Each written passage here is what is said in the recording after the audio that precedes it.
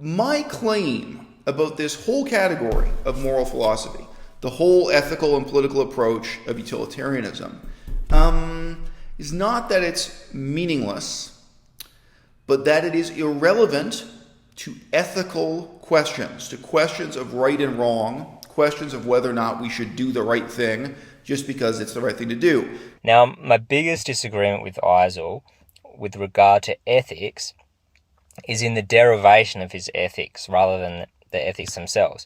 So firstly, Eisel dismisses ideas like maximizing net happiness or minimizing suffering as meaningless or worthless. I know we can't accurately measure these things, but I think we can estimate them, and these estimations are essential to ethical judgments and arguments. So my claim is that the sphere of deontology, sphere of ethical philosophy and making decisions about what we're going to do and what we're going to do, is separate from, is not overlapping with, the sphere in which we could ask in a meaningful and useful way these questions about net happiness.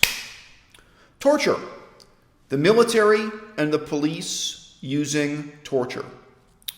Is it ethically acceptable to torture one person in order to extract information, in order to compel a confession that could save the lives of 100 people? So, typical scenario, still today in 2019, the police or the military are asking themselves whether or not they should torture someone who is a suspected terrorist, because there is the possibility that this will reveal information that will save 100 people's lives, that it will prevent a terrorist attack.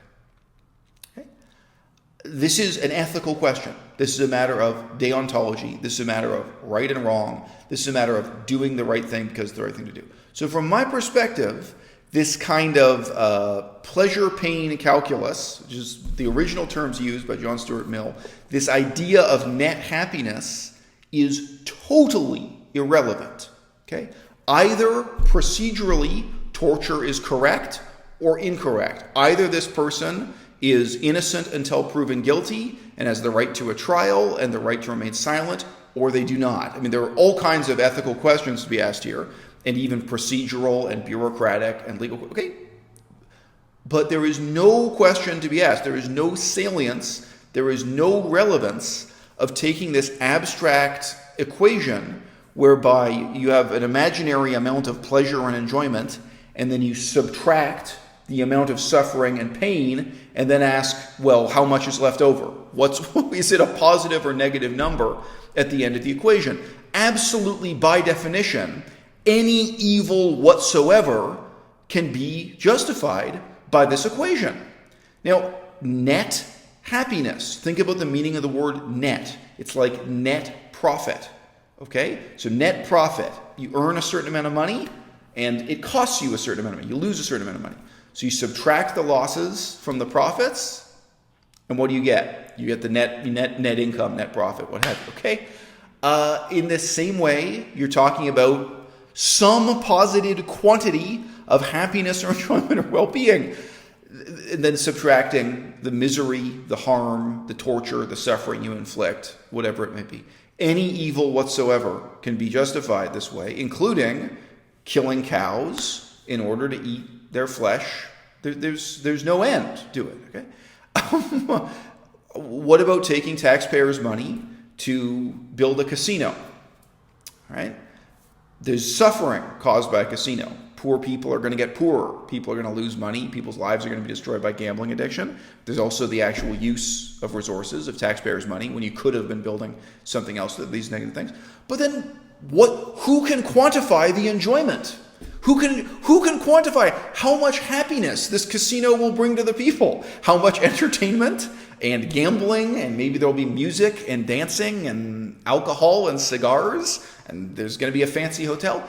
You can inflate in your own mind's eye, in your imagination, in your estimate, the supposed pleasure being created by this casino, and it can justify any amount of pain. What about torturing someone to death in order to build a casino? What are the units of this calculus? It's completely surreal. Now, again, coming back to my original premise here, I'm not actually claiming that this line of reasoning is completely meaningless or completely useless. I think it is only meaningful and useful when we're entirely outside of the domain of these ethical questions. So to give an example, if you have a museum and you're going to put on an exhibition of art, like you're going to do this anyway, it's already been established. Let's say the government assigned a certain budget. The government says, okay, you have $10 million to put together an art exhibition. Now, do you want to put on an exhibition of ancient Egyptian art or 17th century French art? Or do you want to do an exhibition on dinosaurs? Let's just say hypothetically, this museum, you're going to use the same gallery, you got $10 million. In this context, it may be that it's meaningful to ask about net happiness. It may be meaningful to think in utilitarian terms, like, well, do people here really care about ancient Egypt? How many people will attend this? How many people will enjoy this? Maybe also, what is the educational value? I mean, okay, a lot of children like dinosaurs, but are they really going to learn anything if we do another dinosaur exhibition, as opposed to the educational value of talking about ancient Egypt or something? There can be contexts like this where I think ethical and political questions are frankly banal, where this kind of pleasure-pain calculus, this kind of concept of net happiness may be meaningful.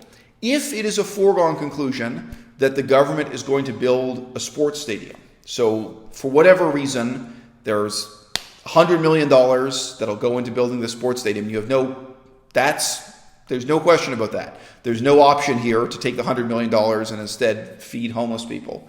$100 million have been set aside to build a sports stadium.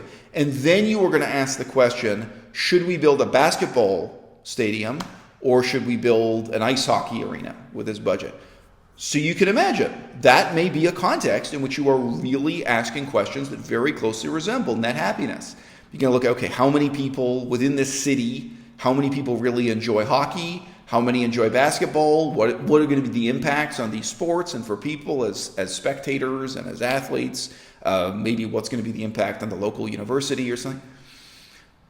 So there are contexts in which the greatest happiness of the greatest number of people is a meaningful question and can even be a useful metric, and where we can agree on even the units that make up the total number in this calculus. Like it may be the unit is how many people would buy tickets to attend a sports event or to go to a museum or to see a movie. There may actually be arithmetically real, measurable units of human enjoyment involved, and we may be able to think in these terms. What's bizarre and tragic and surreal is that this ultimately misguided economistic way of thinking, it's a pseudo-economic way of thinking, has been applied to questions in political science, politics, ethics, morality. It's been applied to questions where it has absolutely no validity.